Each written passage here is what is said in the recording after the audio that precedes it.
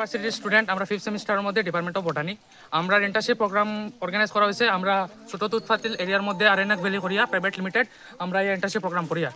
আমরা আইতে বহুত প্রবলেমর, জায়গাটা কিন্তু বালা, কিন্তু রাস্তা একদম মারি লাইছে। আমরা মেইন পয়েন্ট হলো গিয়া প্রশাসনে যদি রাস্তাটা যদি ঠিক করে না, আমরা সব এই জায়গার মধ্যে একটার থেকে একটা স্টুডেন্ট মেয়ে মানুষ, আমরা গ্রুপের মধ্যে ধরি লাইন 14 থেকে 15% হলো মেয়েরা, তারা বহুত প্রবলেমর।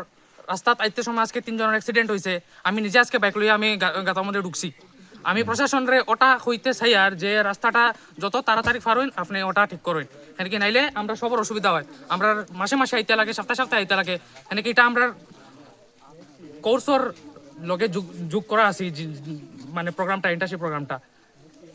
Thank you.